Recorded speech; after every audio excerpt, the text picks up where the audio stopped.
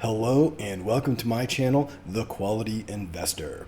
Earnings season for Q3 is winding down, and I've been providing commentary on various earnings throughout. Due to wild swings in share price after an earnings release, this is a way for me to assess if an investment becomes attractive due to market overreaction. After the bell yesterday, Broadcom, ticker AVGO, released their earnings, and yet again, Broadcom had another strong quarter. The biggest highlight, however, came right after the fiscal quarter ended as Broadcom closed its deal with VMware.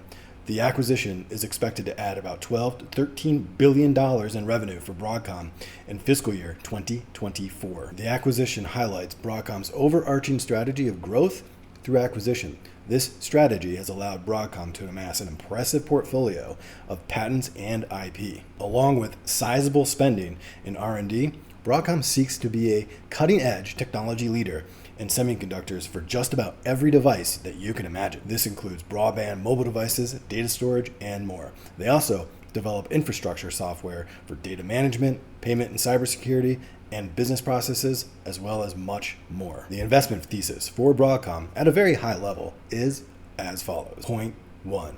Broadcom's broad patent and IP portfolio means it is not dependent on any single product or service. Downturns in one area have a negligible effect on the business as a whole. This allows for stable revenues in recessionary environments. Point 2.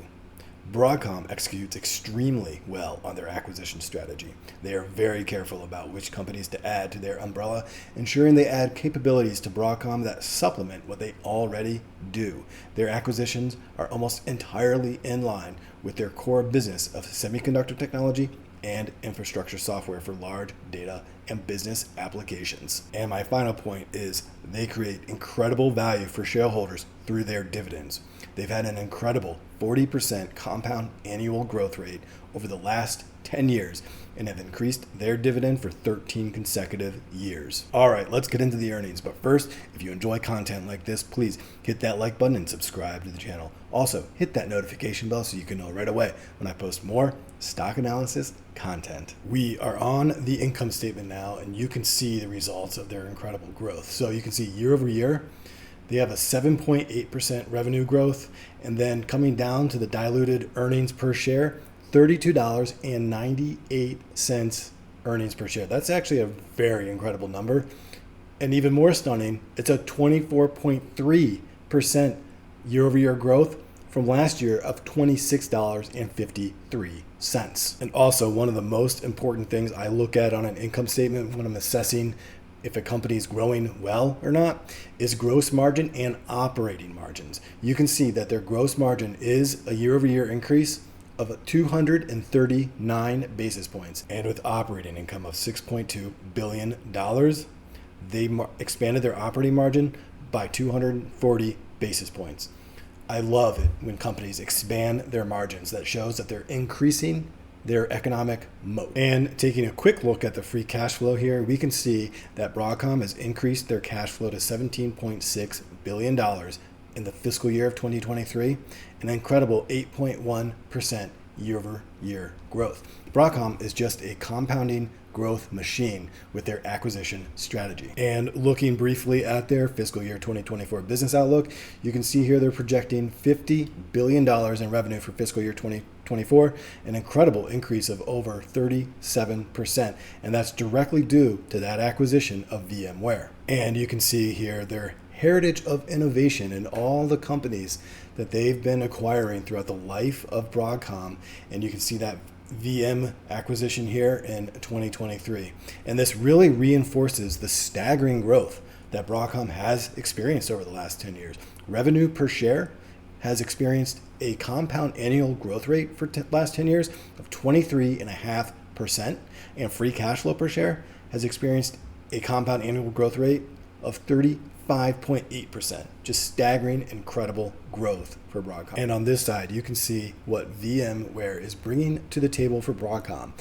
VM stands for virtual machine, and they develop virtualization software. And with remote work increasing, virtualization is becoming very important, allowing people to essentially work wherever they want to work. And I'm here on my investment summary tab for Broadcom. Now, I have not done a full-blown valuation for Broadcom. However, my discounted cash flow after updating with the latest quarter's numbers is $1,328.40.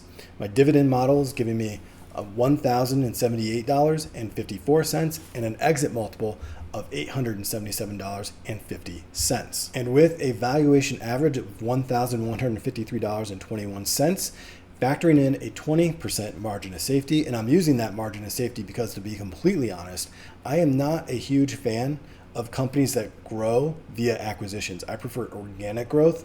However, with that margin of safety, that does give us an acceptable buy price of $922.57, which is essentially what they closed at yesterday before their earnings release. You can see they're down about 1% today, even though they had very strong earnings. So on the surface, Broadcom does appear to be a little bit undervalued at the moment. You can see here their PE ratio is currently at 28.1, below their 5 and 10-year average. And you can see that margin expansion I've been talking about. Nearly 70% gross margin and a 45.69% operating margin. And they do an incredible job on their capital allocation. You can see the ROIC and ROCE, both well above their 5 and 10-year averages. And one more thing to point out here on the valuation, you can see the compound annual growth rate for their share price over the last 3, 5, and 10 years is incredible, well above the S&P 500, and this is a direct result of their growth acquisition strategy. And if we want to see what that growth has looked like over the last 5 years or so, you can see here it's pretty impressive. Well, it's business as usual for Broadcom. I will need to do a deeper dive into Broadcom to assess if it is the right stock for my own portfolio. However, on the surface, they do look very well positioned for future growth. So before we go, I do want to emphasize this is not financial advice, and I do not own a stake in Broadcom. With that, thank you for watching today's video. And what do you think? I love the feedback, so please comment below with your thoughts. Also, please hit that like button. And if you found this info helpful, please subscribe to the channel and join our community. Thank you, and happy investing.